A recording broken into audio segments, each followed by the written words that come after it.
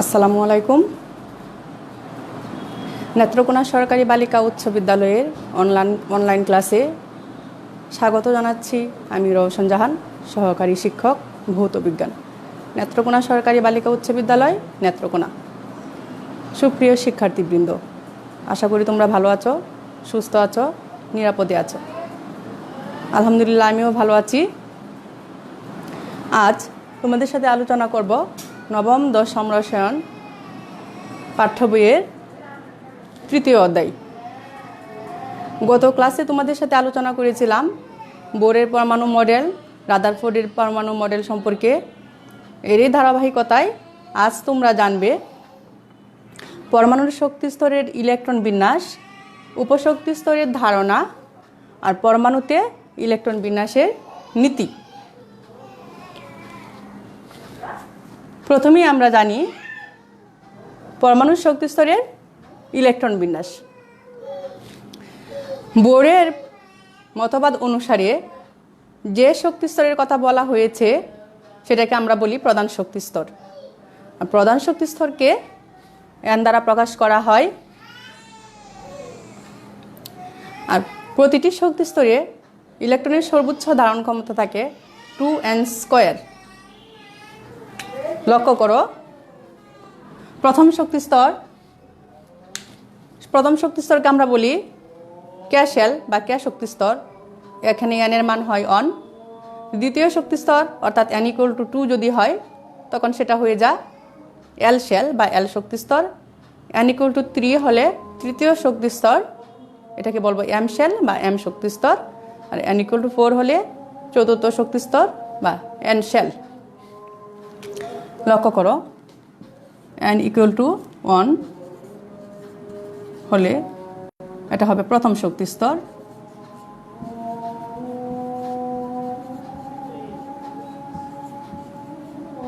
এটাকে আমি বলতে পারি কে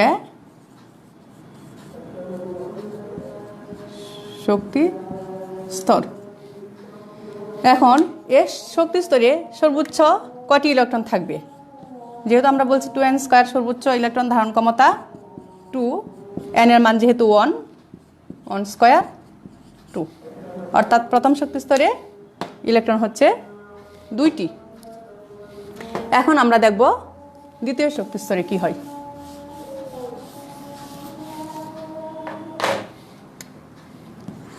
n = 2 অর্থাৎ দ্বিতীয় শক্তি স্তর কে শেলে কি হবে? 2 × 2²। দ্বিতীয় শক্তি স্তরে ইলেকট্রন থাকবে সর্বোচ্চ 8টি। এখন তৃতীয় শক্তি স্তর একইভাবে, তৃতীয় শক্তি স্তরকে আমি বলবো এম শেল। n = হবে 3, তৃতীয় শক্তি স্তর। এরকম যদি 2n² আমি বসাই, এখানে আমি ইলেকট্রন পাবো 18টি। অর্থাৎ তৃতীয় শক্তি স্তরে সর্বোচ্চ 18টি ইলেকট্রন ধারণ করতে পারে তৃতীয় শক্তি স্তর। আর চতুর্থ শক্তি স্তরের ক্ষেত্রে আমি বলবো এন শেল। আর n = হবে 4।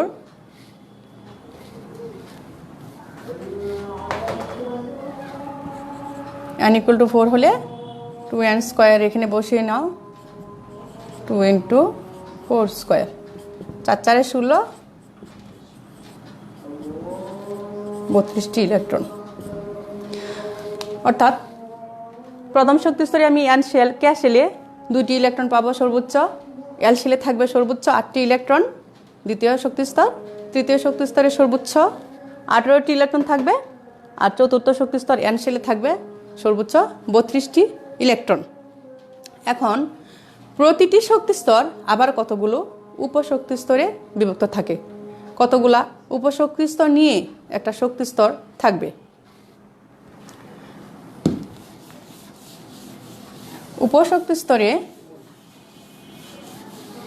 উপশক্তি স্তরগুলোকে আমরা প্রকাশ করতে পারি। প্রতিটা শক্তি স্তরে থাকে কতগুলো উপশক্তি স্তর। উপশক্তি স্তরের মান হয় 0 থেকে n - 1 পর্যন্ত। আর উপশক্তি স্তরগুলোকে এল দ্বারা প্রকাশ করব, উপশক্তি স্তরকে আর এগুলাকে প্রকাশ করি sp-df অরবিটাল। আর প্রতিটা উপশক্তি স্তরে ইলেকট্রন থাকে 2 × 12 + 1 সংখ্যক ইলেকট্রন। প্রতিটা উপশক্তি স্তরে ইলেকট্রন থাকবে 2 × 12 + 1 সংখ্যক ইলেকট্রন থাকে প্রতিটি উপশক্তি স্তরে। আর উপশক্তি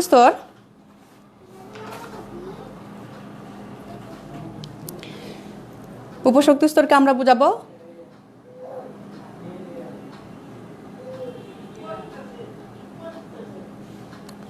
এল দ্বারা চিহ্নিত করব উপশক্তি স্তরকে, আর অরবিটালগুলোর নাম হবে sp-df।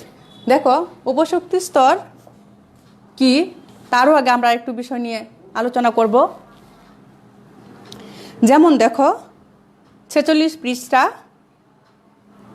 টেবিল হচ্ছে 3.06। এখানে ওই যে KLMN শক্তি স্তর, এখন কোন শক্তি স্তরে কতটি ইলেকট্রন থাকে দেখো হাইড্রোজেনের ক্ষেত্রে কি হয় এখানে একটু আলোচনা করে পরে উপশক্তি স্তরে যাই, তাহলে তোমাদের ধারণা আরও পরিষ্কার হবে। হাইড্রোজেন ইলেকট্রন আছে একটি, সুতরাং ক্যাশেল প্রথম শক্তি স্তরে একটি ইলেকট্রনই থাকবে ক্যাশেলে। দেখো চার্টে তোমাদের বইয়ে মিলিয়ে নাও, যে হাইড্রোজেন ক্যাশেল একটি ইলেকট্রন।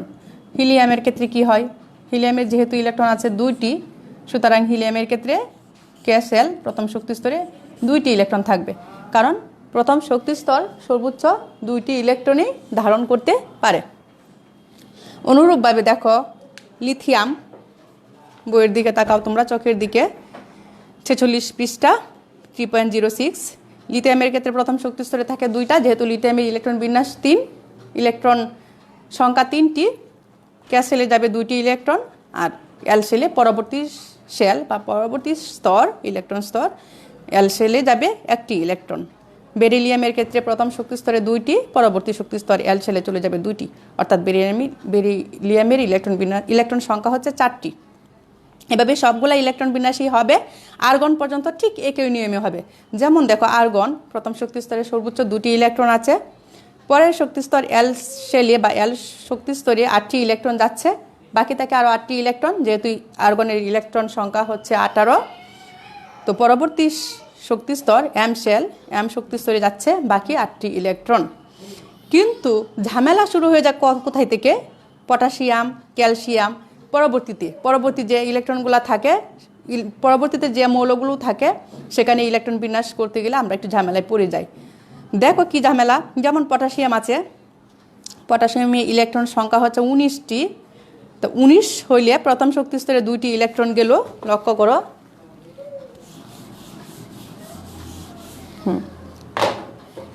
প্রথম শক্তি স্তরে গেল 2টি ইলেকট্রন ক্যাশেলে 19 পটাশিয়াম, পরবর্তী শক্তি স্তর এল শেলে গেল 8টি ইলেকট্রন, কিন্তু পরবর্তী শক্তি স্তর KLM, এটা হচ্ছে কে, এটা হচ্ছে এল, পরে হচ্ছে এম, এখানে 9টি ইলেকট্রন যাওয়ার কথা, কিন্তু সেখানে 9টি ইলেকট্রন না যেয়ে এন ইলেকট্রনে এম তৃতীয় শক্তি স্তর বা এম শক্তি স্তরে 8টি ইলেকট্রন থাকে, 9টি না যেয়ে।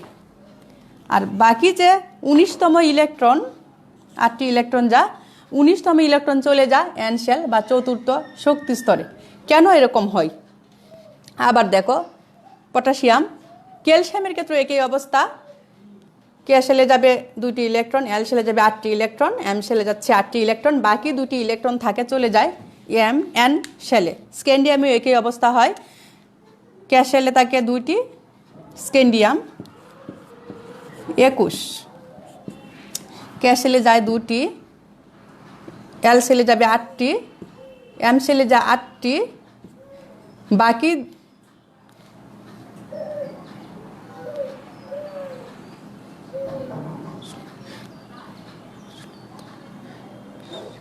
বাকি 2টি ইলেকট্রন চলে যায় কি এন শেলে।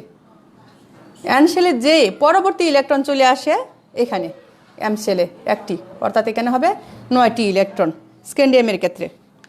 কেন এরকম হচ্ছে?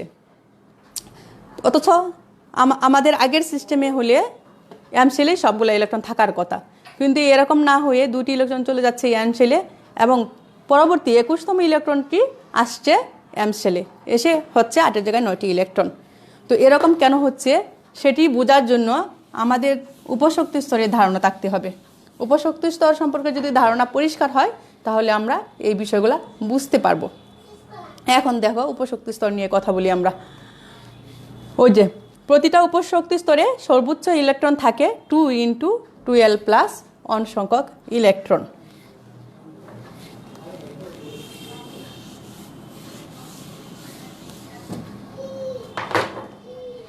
উপশক্তি স্তরকে এল দ্বারা চিহ্নিত করি। আগেই বলেছিলাম এর মান 0 থেকে n-1 পর্যন্ত হয়। আর উপশক্তি স্তরগুলোকে SPDF দ্বারা প্রকাশ করি। উপশক্তিগত স্তরগুলোকে অরবিটালও বলা হয়। অরবিটাল SPDF দ্বারা প্রকাশ করা হয় উপশক্তি স্তরগুলোকে। এখন দেখো যদি n = 1 হয় অর্থাৎ প্রথম শক্তি স্তরে উপশক্তি স্তর হবে l = 0 অর্থাৎ এখানে একটি অরবিটাল থাকে 1s। এখানে অরবিটাল থাকে একটি, লক্ষ্য করো যে এখানে একটা অরবিটাল n = যদি 1 হয় অর্থাৎ প্রথম শক্তি স্তরে উপশক্তি স্তর থাকবে একটি l = 0 অর্থাৎ 1s, একটি অরবিটাল থাকে। n = যদি 2 হয় l এর মান হবে 0 1। এখানে অরবিটাল দেখতে পাচ্ছি কয়টি? 2টি অরবিটাল থাকে 2s 2p। n = 3 হলে l = হবে 0 1 2। এখানে দেখতে পাচ্ছি 3টি অরবিটাল আছে 3s 3p 3d। লক্ষ্য করো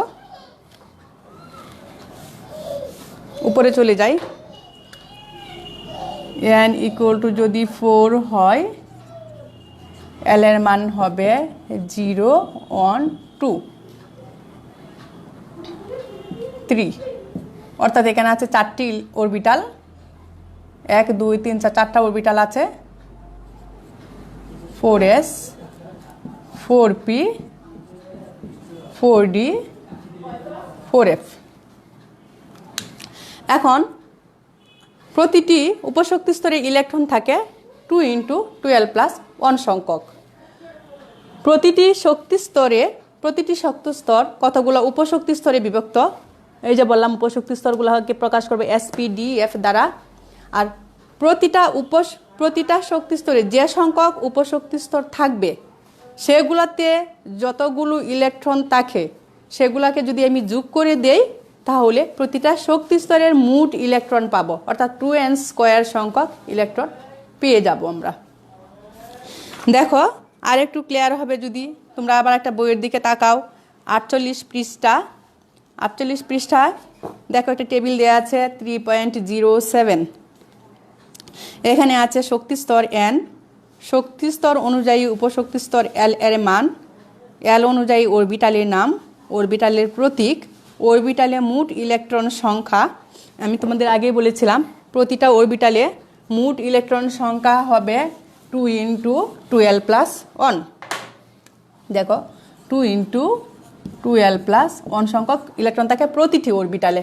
আর প্রতিটি অরবিটাল বা প্রতিটি উপশক্তি স্তরে, আর প্রতিটি শক্তি স্তরে সর্বোচ্চ ইলেকট্রন থাকবে 2n² সংখ্যক। এটা হচ্ছে শক্তি স্তরের ক্ষেত্রে। আর এটা হচ্ছে উপশক্তি স্তর, উপশক্তি স্তরে ক্ষেত্রে। এখন লক্ষ্য করো চার্টের দিকে। প্রথম শক্তি স্তর n = যদি 1 হয়, তোমাদের আগেই বলেছি n = 1 হলে প্রথম শক্তি স্তর, 2 হলে দ্বিতীয় শক্তি স্তর, n = 3 হলে তৃতীয় শক্তি স্তর, আর n = যদি 4 হয় চতুর্থ শক্তি স্তর। প্রথম শক্তি স্তরের ক্ষেত্রে আমি একটু কথা বলবো। n = 1 যদি হয় প্রথম শক্তি স্তর, আর এই শক্তি স্তর অনুযায়ী l এর মান হবে 0। n = যদি 1 হয়, এই যে এখানে দেখো দেয়া আছে n = 1 হলে l = 0।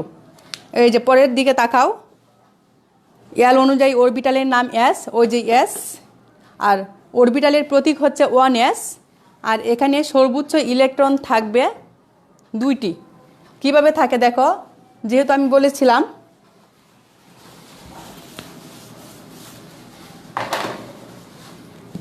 2 ইন্টু 2l প্লাস 1 সংখ্যক ইলেকট্রন থাকে প্রতিটা অরবিটালে।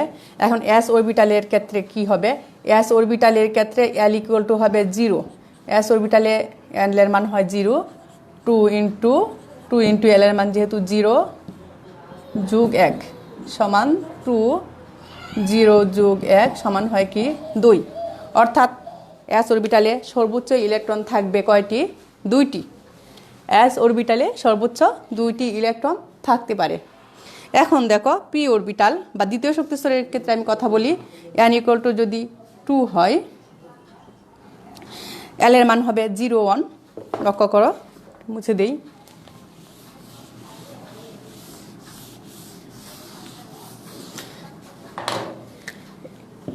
n ইকুয়াল টু 2 হলে l হবে 0, 1। এখানে দুটি অরবিটাল থাকে s আর p, অর্থাৎ 2s 2p।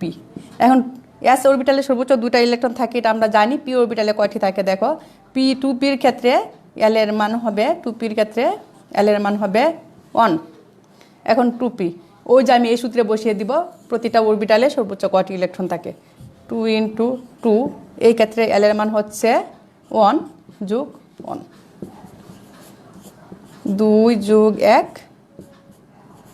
2 গুণ 3 সমান হচ্ছে 6টি ইলেকট্রন। অর্থাৎ আমি জানলাম p অরবিটালে সর্বোচ্চ 6টি ইলেকট্রন থাকতে পারে। এখন দেখো, ওই যে বলছিলাম আমি তোমাদের প্রতিটা শক্তি স্তরে যে সংখ্যক অরবিটাল থাকে বা উপশক্তি স্তর থাকে, তাদের ইলেকট্রনগুলো যদি আমি যোগ করে দেই তাহলে ওই প্রধান শক্তি স্তরে যে ইলেকট্রন থাকবে তার সমান হয়ে যাবে। যেমন দেখো দ্বিতীয় শক্তি স্তর, এখানে 2s 2p, 2s এ ইলেকট্রন হচ্ছে 2টি, 2p ইলেকট্রন হচ্ছে 6টি। অর্থাৎ দ্বিতীয় শক্তি স্তরে 2 আর 6 ইলেকট্রন হচ্ছে 8টি। এখন দেখো দ্বিতীয় শক্তি স্তরে ইলেকট্রন 8 হয় কিনা, দ্বিতীয় শক্তি স্তরে ইলেকট্রন 8 পায় কিনা আমরা একটু দেখে ফেলি। 2n স্কয়ার, 2 স্কয়ার 4, 8টি। অর্থাৎ এখানেও পেয়ে যাচ্ছি আমরা দ্বিতীয় শক্তি স্তরে ইলেকট্রন হচ্ছে 8টি। আর উপশক্তি স্তর, দ্বিতীয় শক্তি স্তরের ক্ষেত্রে উপশক্তি স্তরগুলো যোগ করেও আমি পেয়ে গেলাম ইলেকট্রন হচ্ছে 8টি। আবার দেখো তৃতীয় শক্তি স্তরে অরবিট l এর মান হচ্ছে 0, 1, 2। এখানে spd 3টা অরবিটাল থাকে, অর্থাৎ 3s 3p 3d। আর s অরবিটালে 2টি ইলেকট্রন, p অরবিটালে হচ্ছে 6টি ইলেকট্রন, d অরবিটালে হচ্ছে 10টি ইলেকট্রন। কিভাবে d অরবিটালে 10টি ইলেকট্রন হয় আমি একটু দেখিয়ে দেই। d অরবিটালের ক্ষেত্রে l এর মান হবে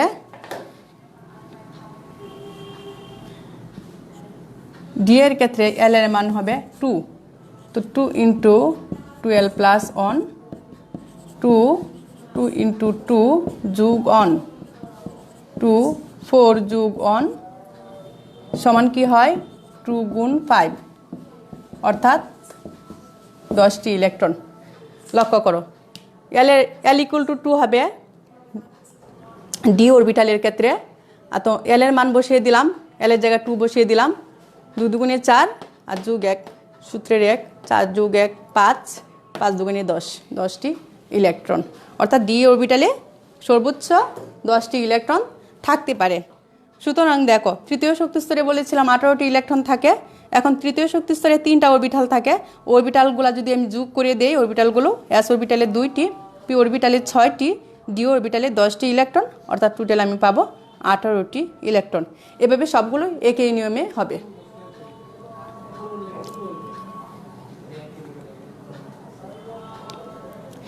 এখন পরমাণুতে ইলেকট্রন বিন্যাসের নীতি, উপশক্তি স্তর সম্পর্কে আমরা ধারণা পেলাম। উপশক্তি স্তর দিয়ে আমি সহজে ইলেকট্রন বিন্যাস করতে পারি। এখন ইলেকট্রন বিন্যাসের নীতি, পরমাণুতে কোন অরবিটালে ইলেকট্রন আগে প্রবেশ করবে, কোন অরবিটালে ইলেকট্রন আগে যাবে, সেটা আমি কিভাবে বুঝব? সেটা বোঝার জন্য দেখো, যে অরবিটালে শক্তি কম সে অরবিটালে ইলেকট্রন আগে প্রবেশ করবে, আর যে অরবিটালে শক্তি বেশি সে অরবিটালে ইলেকট্রন পড়ে যাবে। যেমন দেখো 3D আর 4s দুটি অরবিটাল,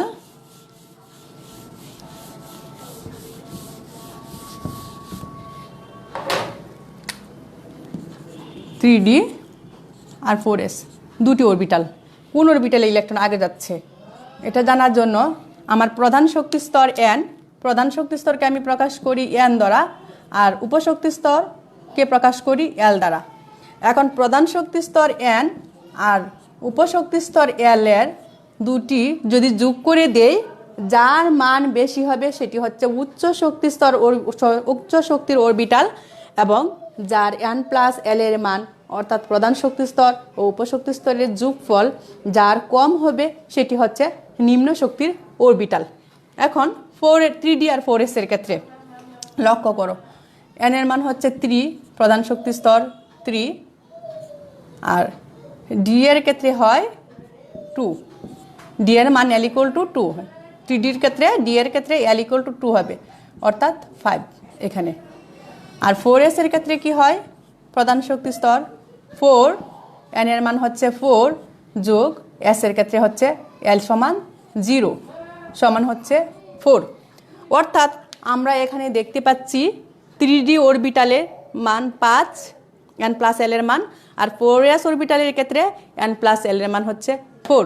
যেহেতু 3D অরবিটালে 5 পাচ্ছি অর্থাৎ n প্লাস l এর মান বেশি, সুতরাং এটি উচ্চ শক্তির অরবিটাল, এবং 4s এর ক্ষেত্রে n প্লাস l এর মান 4 কম, 5-এর চেয়ে কম, সুতরাং একটি নিম্ন শক্তির অরবিটাল। সুতরাং ইলেকট্রন প্রথমে 4s অরবিটালে যাবে, 4s অরবিটাল পূর্ণ হলে পরে 3D অরবিটালে ইলেকট্রন প্রবেশ করবে। যেহেতু 4s অরবিটালের শক্তি কম, সুতরাং 4s অরবিটালে ইলেকট্রন আগে যাবে, এবং 3D অরবিটালের শক্তি 4s এর চেয়ে বেশি হওয়ায় 3D অরবিটালে ইলেকট্রন পরে প্রবেশ করবে। এখন যদি দুটি অরবিটালের এই শক্তি সমান হয়ে যায়, দুটি ইলেকট্রনের ক্ষেত্রে n প্লাস l এর মান যদি সমান হয়ে যায়, তখন আমরা কি করব? লক্ষ্য করো 3D আর 4p এই দুটা অরবিটালের ক্ষেত্রে আমরা লক্ষ্য করি। এখানে আছে 3 আর d এর মান, এখানে d এর ক্ষেত্রে l এর মান হচ্ছে 2 সমান হচ্ছে 5, আর 4p এর ক্ষেত্রে 4, আর এখানে p অরবিটালের ক্ষেত্রে l এর মান হচ্ছে 1 সমান হচ্ছে 5, অর্থাৎ দুটি অরবিটালের n প্লাস l এর মান অর্থাৎ প্রধান শক্তি স্তর ও উপশক্তি স্তরের সমষ্টির মান সমান, অর্থাৎ 5 হচ্ছে। সেক্ষেত্রে আমি কি করব? সেক্ষেত্রে আমি দেখব যার প্রধান শক্তি স্তরের মান বেশি সেটি উচ্চ শক্তির অরবিটাল, এবং যার প্রধান শক্তি স্তরের মান কম সেটি নিম্ন শক্তি অরবিটাল। যেহেতু এখানে 3D অর্থাৎ 3 আছে, আর এখানে 4p 4 আছে, এটা চতুর্থ শক্তি স্তরের, এটা তৃতীয় শক্তি স্তরের অরবিটাল। সুতরাং ইলেকট্রন আগে 3Dতে যাবে নিম্ন শক্তির অরবিটালে, এবং পরবর্তীতে 4p অরবিটালে যাবে, যেহেতু এটির শক্তি বেশি। ক্লিয়ার? তো আমরা এভাবে ইলেকট্রন বিন্যাস করব। তো দেখো, এই হিসাব অনুযায়ী যদি পরমাণুতে আমরা ইলেকট্রন বিন্যাস করি, তাহলে অরবিটালের ক্রমটা কেমন হবে? দেখো, আমরা একটু লিখে ফেলি। এই হিসাব মতে অরবিটালের ক্রম কেমন হয়: 1s 2s 2p 3s 3p 4s। দেখো, আগে কিন্তু ইলেকট্রন 4s এ প্রবেশ করবে, তারপরে যাবে 3Dতে। যেহেতু 4s কম শক্তি সম্পন্ন অরবিটাল, আর 3Dটা হচ্ছে বেশি শক্তি সম্পন্ন অরবিটাল, 4p 5s। তো এভাবে ইলেকট্রন যাবে। এখন তুমি এই ক্রমটা মনে রাখার জন্য একটা টেকনিক অবলম্বন করতে পারো, তোমাদের বইয়েও এটা দেয়া আছে। তো এটা করে মনে রাখলে তুমি সহজেই, এই টেকনিকটা ইউজ করলে তুমি সহজেই মনে রাখতে পারবে। যেমন দেখো, 1s 2s 3s 3p 3d 4s 4p 4d 4f 5s 5p 5d 5f, তারপর 6s 6p 6d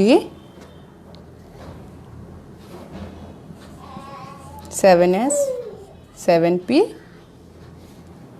8s। এই ক্রমটা যদি মনে রাখো তাহলে এভাবে তুমি ইলেকট্রন বিন্যাসের ক্রমটা মনে রাখতে পারো।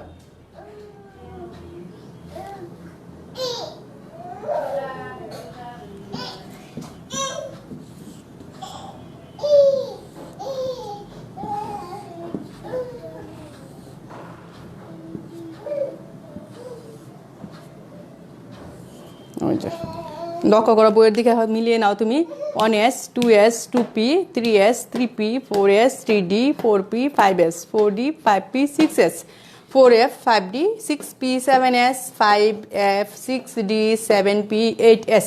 এই ক্রম অনুযায়ী ইলেকট্রন অরবিটালগুলোতে প্রবেশ করবে। এখন আমরা জানলাম এই উপরে আলোচনাগুলো থেকে অরবিটালে ইলেকট্রন বিন্যাসের ক্ষেত্রে অরবিটালের ক্রম থাকে নির্দিষ্ট, যার শক্তি যে অরবিটালে শক্তি কম সেই অরবিটালে আগে প্রবেশ করে ইলেকট্রন, যে অরবিটালে শক্তি বেশি সেই অরবিটালে ইলেকট্রন পরে প্রবেশ করে। তারপর অরবিটালগুলোকে sp-df দ্বারা প্রকাশ করা হয়। s অরবিটালে সর্বোচ্চ 2টি ইলেকট্রন থাকতে পারে, p অরবিটালে সর্বোচ্চ 6টি ইলেকট্রন থাকে, d অরবিটালে সর্বোচ্চ 10টি ইলেকট্রন থাকে, আর f অরবিটালে সর্বোচ্চ 14টি ইলেকট্রন থাকতে পারে। এখন দেখো আমরা কয়েকটা মৌলের ইলেকট্রন বিন্যাস একটু করে দেখাই।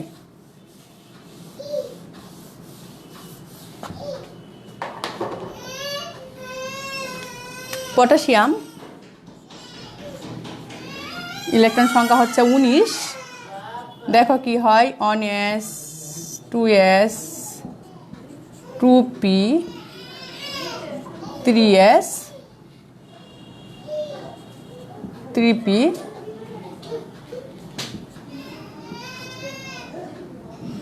3s 3p 4s আগে যাবে, তারপর 3d তে ইলেকট্রন যাবে। 6 7 8 6 7 8 9 10 16 17 18 থাকে বাকি একটা ইলেকট্রন 4s এ গেল। 3d তে আমি ইলেকট্রন দেইনি কারণ 3d এর চেয়ে 4s এর শক্তি কম, সুতরাং 4s এ ইলেকট্রন আগে প্রবেশ করবে। এখন দেখো পটাশিয়াম দেখলাম, এখন আমি স্ক্যান্ডিয়াম দেখতে পারি। স্ক্যান্ডিয়ামে ইলেকট্রন সংখ্যা হচ্ছে 21। 1s 2s 2p 3s 3p 4s আগে যাবে ইলেকট্রন দুইটা, কটা হলো 6 7 8 9 10 6 7 8 9 10। 3d তে যাবে একটা ইলেকট্রন, বাকি থাকে 3d তে একটি ইলেকট্রন যাবে, স্ক্যান্ডিয়াম 21। এভাবে আমি প্রত্যেকটা মৌলের ইলেকট্রন বিন্যাস করতে পারি। এখন ইলেকট্রন বিন্যাস যখন আমি করব তখন প্রতিটা শক্তি স্তরের উপস্তরগুলোকে পাশাপাশি লিখব, যাতে আমার ভুল হওয়ার সম্ভাবনা না থাকে, নইলে তোমাদের কি হবে ভুল হয়ে যেতে পারে। এই যে দেখো একসাথে লিখলাম 1s একটা শক্তি স্তর, 2s 2p একটি শক্তি স্তর, 3s 3p। এই যে 4sটাকে আমি পরে লিখব আর 3dটাকে আমি আগে লিখব, 3d 1 4s 2। এখানে আমি তিনটা উপশক্তি স্তর, একটা শক্তি স্তরে তৃতীয় শক্তি স্তরের উপশক্তি স্তর পেয়েছি 3টি, 3s 3p 3d একসাথে লিখলাম, তারপরে 4s 2। আর এখানে একটা ইলেকট্রন প্রবেশ করেছে, যেহেতু এর উচ্চ শক্তি সম্পন্ন অরবিটাল আর সে হচ্ছে 4s নিম্ন শক্তি সম্পন্ন অরবিটাল, সেখানে দুটা ইলেকট্রন যাবে। দুটা ইলেকট্রন যে পূর্ণ হওয়ার পর আমি 3d তে একটি ইলেকট্রন নিয়ে আসছি। তো এভাবেই আমি প্রত্যেকটা মৌলের ইলেকট্রন বিন্যাস করব। আশা করি তোমরা ভালোভাবে বুঝতে পেরেছ কিভাবে ইলেকট্রন বিন্যাস করতে হয়। এখন তোমাদের আমি কিছু হোমওয়ার্ক দিয়ে দিই, একটু হোমওয়ার্ক থাকবে। হোমওয়ার্ক, সোডিয়াম ইলেকট্রন সংখ্যা হচ্ছে 11, ম্যাগনেসিয়াম ইলেকট্রন সংখ্যা হচ্ছে 12, তারপরে আয়রন ইলেকট্রন সংখ্যা হচ্ছে 26। মৌলগুলোর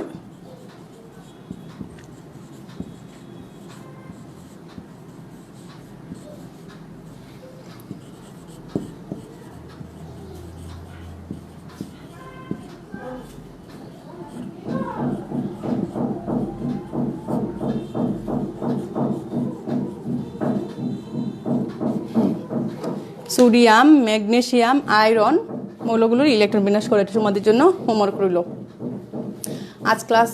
আজকের ক্লাস আমি এখানেই শেষ করব। তোমরা সবাই অনেক অনেক ভালো থেকো, বাসায় মনোযোগ সহকারে পড়াশোনা করো। সবাইকে ধন্যবাদ। আল্লাহ হাফেজ।